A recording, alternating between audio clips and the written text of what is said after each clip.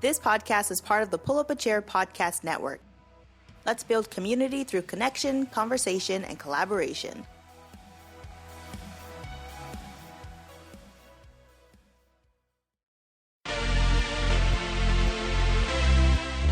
This podcast is sponsored by Lever Consulting, editing with a purpose.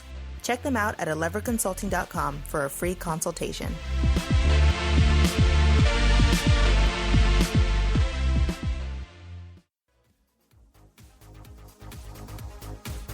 I never wanna get used to the sound you whispering in my ear. Hey friends, you're listening to the Cat and V Show. Pour yourself a juicy cup of tea, grab a seat, and get ready for us to dish. Hey guys, I introduced Kat to a new show, and she's loving it. It's just like, they're comedic geniuses. It's basically The Office, but with vampires. But so much better. Like, it's funnier than The Office. Like, Yeah. So it's What We Do in the Shadows. It's an FX original, and you can find it on Hulu. Only 2 seasons are out so far, and season 3 is coming pretty soon. The show is pure gold. It really is. And nobody really talks about it, and I don't understand why. Because I feel like it should be, like, the next big, like, comedy. it should be like The Modern Family and The Office. You know? Yeah. It definitely should be. It deserves that much recognition. So the show is, like Kat said, is about vampires, and it's set up in the same way as The Office is.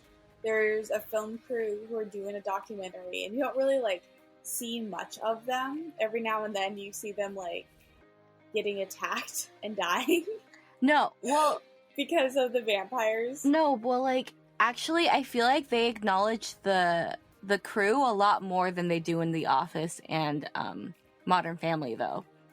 You think so? Yeah, I think so. Well, I don't know if you watched The Office or Modern Family as much. I've watched some, yeah. Yeah, because, like, in The Office and Modern Family, like, they do look at the camera and stuff like that, but they don't, like, interact with the camera person and as much. They do a little bit in The Office, but, like, it's a very small, like, interaction. But like, in here, like, they actually, like, the camera people show up a little bit, and they, like, they get attacked by, like, some of the vampires, and then some of them are, like, they'll talk about it. Like, I think one time he was just like, they'll explain what's happening to the camera. Like, they'll be like... Yeah, they're like, oh, I'm so sorry that your, like, sound recorder dude got eaten, but I promise we'll protect you guys. You know, the surviving ones. Oh my god, yeah, it's so funny. I think that actually, when you started rewatching it, was that the first episode, or, like, because... It was a later episode, so I've watched the show, I'm on my 3rd watch through so far, and the show, like, you can tell how detailed they planned it out, because they throw Easter eggs for everything early on, and you notice little things here and there that pick up. Like, we're not going to spoil it, I don't think, but the show is about these 4 vampires who are all housemates. There's a married couple, Laszlo and Nadia. Mm-hmm. Their other housemate is Robin Collinson, who I just love. He's an energy vampire.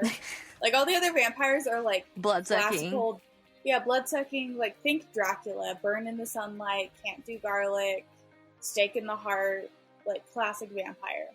But Robin Collinson will, like, frustrate you and annoy you and, like, steal your energy through your anger or frustration. Yeah, it's, like, literally, it's, like, a personification of what, like, a energy sucking person is. It's so funny. Like most of V's family.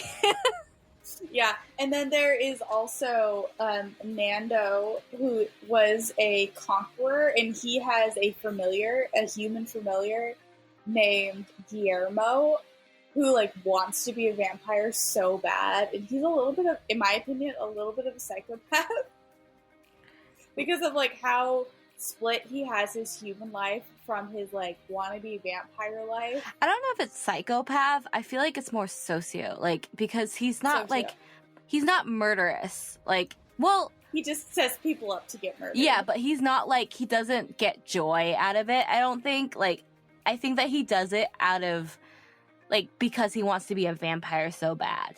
Like, it's not really like he doesn't get joy out of manipulating people.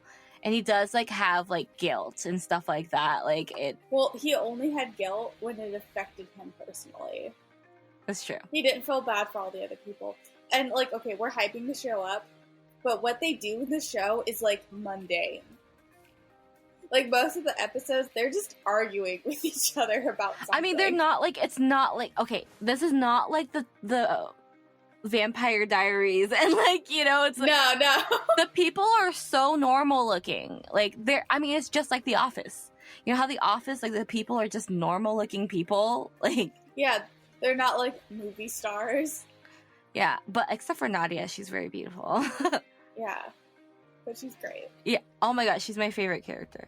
Oh my gosh, I really don't want to spoil it for you guys, but it's so good because I think it also, the comedy relief is like constant back-to-back hilarious one-liners and like... Yeah, like laugh out loud. Like you're gonna stop and almost do a spit take, like funny, not like, oh, I guess that was funny. It's like, oh my god, that's hilarious. I'm literally laughing out loud. Because it's just like ridiculous. Like it's so absurd. Some of the things that they do, it's just so absurd. I don't know. I just think there was one episode where like the vampires were like got a chain email from like the 90s. Oh my god! But they didn't know anything about email, so they were like freaking out. They're like, oh my god, a mailer demon. Oh no, we need to send this to 10 people or we're gonna get cursed. Oh my god, what are we going to do? That was in the 90s. That was like MySpace. So like MySpace, okay. Like early 2000s. Like, yeah, the old school like chain emails where if you don't send it out, you'll get cursed. Yeah, and they thought it was an actual curse. Oh my gosh. It's just like, the writers were such geniuses. I just don't understand. Like, it's just like one whippy one-liner, like, after the other. It's just so good. The characters are written so well. Like, they're well-rounded, very funny characters who are like... And they have background stories, which is, I feel like it adds a lot of depth to who they are and what they do, like, why they think the way that they think. And then, like... the way they interact with each other in the world. It's so funny. It's ridiculous because they live in modern society, but they just wear like the period clothing of like dramatic vampire, like like old school vampire lore outfits. Yeah, like actual, like what you would see in those like not cosplay, but you know what I'm talking about, like the conventions where it's like they actually look like they're wearing very extravagant outfits from like, I don't know, the 1800s or I don't. Yeah, and then they're so casual about it because Naja will have like modern makeup and hairstyles. And the intro of the show, or like the opening procession, has like paintings of them throughout history in different garments and photographs from like the 80s, and they all look exactly the same in the like face, but their costume or the medium will be different. Yeah, it's so weird to me that they don't change that, but I like it because it makes it even so much more absurd. Like, like obviously there's something wrong with these people, and then all their neighbors are just like, "Oh, hey Nando, what are you doing?" And there's like, in one of the episodes, we like get introduced to the husband Ladslow's vagina garden, where he has a bunch of hedges cut to the shape of a vulva. They make a lot of vagina jokes. Yes, there's a lot of vagina jokes, and every bush is based off of a different woman's vagina that he's known. And there's like, his favorite is his mother's vagina. Like, how does he know what his mother's vagina looks like? I just. Like, why? It's so ridiculous. Like, some of the jokes are just ridiculous. It's so, and then like, it's so, oh my god. It's just like, I don't want to spoil anything. It's so good. I don't know. Well, I mean, see, the thing about the show is there's nothing really to spoil because it's one of those shows where everything goes back to normal kind of at the end of an episode. It's one except for, like, certain episodes. Because it really is just a slice of life in a vampire, like, the day-to-day life of Well, a it's vampire. definitely like The Office in a sense where you don't have to, like, there is a story arc, but you can definitely pick an Office episode and watch it and not have to, like, you don't have to know what happened before or anything like that. Exactly. Yeah, you can just dive in wherever, and, like, you'll pick up stuff along the way. It was just like, I don't know, it's so funny. I was not expecting to enjoy it as much as I did. I was like, what is this? Because it looks so bizarre. Like, it just, on, like, first impression is just kind of like, why are they dressed like that? Like, why is it? And it's just like, because the scene that I, like, happened to sit down and watch first, it was inside their house where it, like, very much looks like a vampire house. But then, like, and so I thought it was, like, back in, like, it was set back in wherever. And then they're like, Mike and V were like, no, it's just modern vampires. And I'm like, modern? Look at the, like, look at the way they dress. And then it's like, it cuts to a scene where they're just freaking out in the world at night. And people are looking at them like, what is wrong with you? Like, what's going on? Why are you dressed like that? Oh, and then all the vampires also have, like, a special power. And we learned about their special powers along the way. Like, Nadia is really good at, like, hypnotism. And she just has all these men who are in love with her, including her human lover, who her husband, like, doesn't like, because obviously she's cheating on him. But she just, throughout the show, is like, oh, this is my good friend so-and-so. We had an affair back 300 years ago. I mean, she definitely got around. Let's just say. Yeah. And then Nandor, for some reason, can turn into a dog. And it's just like, why? Why are you... I think some of them have, like... One of them was a squirrel. I mean, not one of the main characters, but there was one that turned into a squirrel. Yeah. So there was a background character that turned into a squirrel. Yeah, like, I think that they just have random powers. And there's one chick who can turn invisible, and she's, like, super cool, super excited to see what they do with her.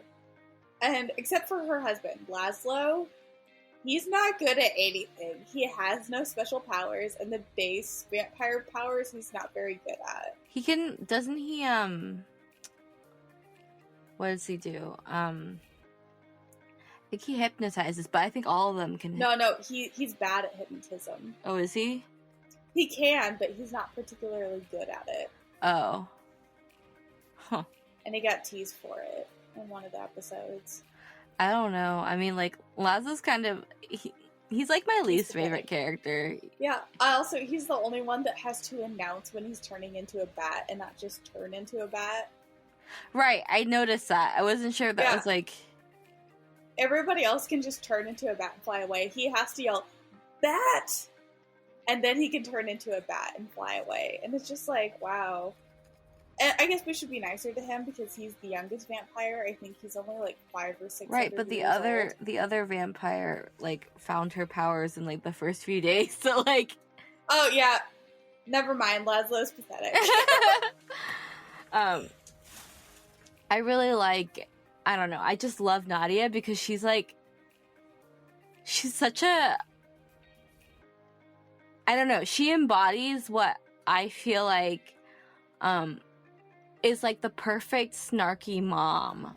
You know, like the perfect snarky mom. Well, like she's got like, but she's like got attitude and she stands up for herself and she's smart and she's witty, but then she also like cares. Yeah, she'll say it very meanly though. Like, "Oh, you stupid little such and such. Let me." Yeah, but you. it's very. I don't know. Maybe it's my trauma response. That like her lovingness will always come with an insult, and it's usually stupid or stupid baby. You stupid little stupid baby. Yeah. You stupid it's little just like- baby.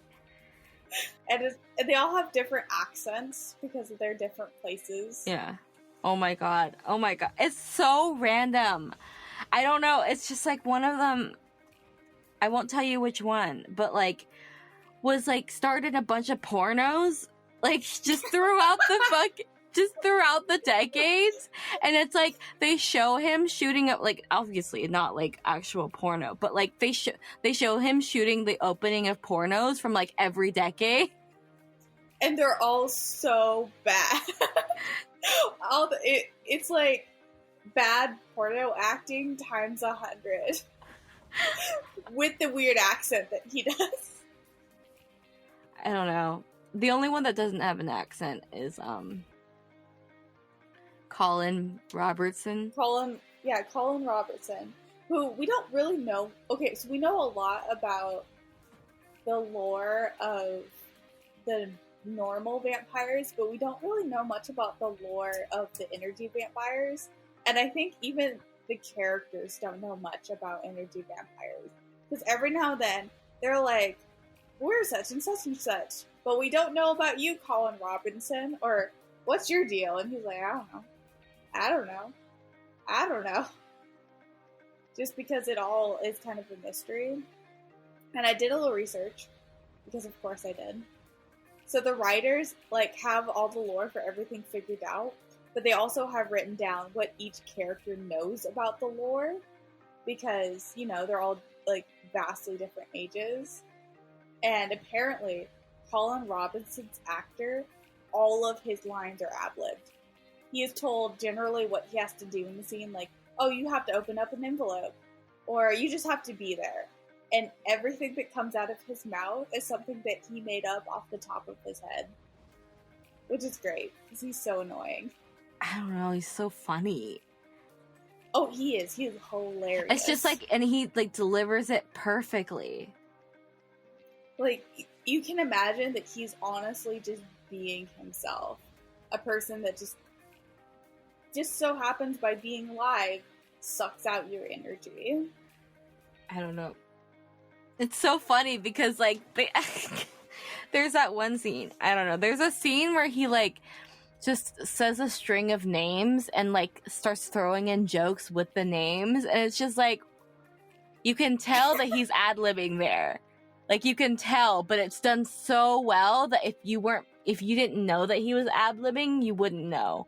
But, like, you'd be like, wow, what a fantastic actor that he could make it just seem so natural. Yeah, but knowing that he can, then you were like, oh yeah, that's definitely ad-libbed. I don't know how else to explain it.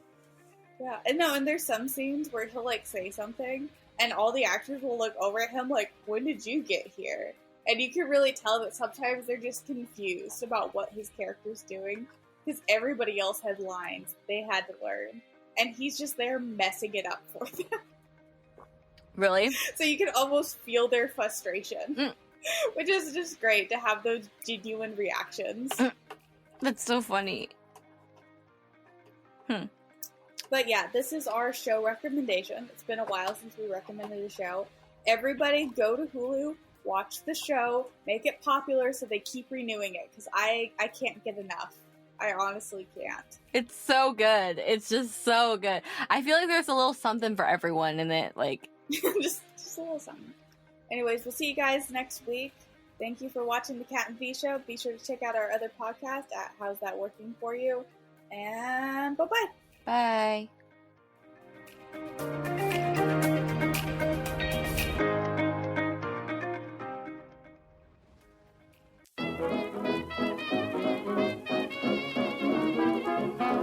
Hello, I'm Patrick. And I'm Andrew. And I'm Christian. And I'm Alec. And we are Rad Theater, a podcast where a bunch of friends play role-playing games and share a single brain cell, and the GM doesn't always have it. Oh, and it's theater spelled the correct way, Theatre.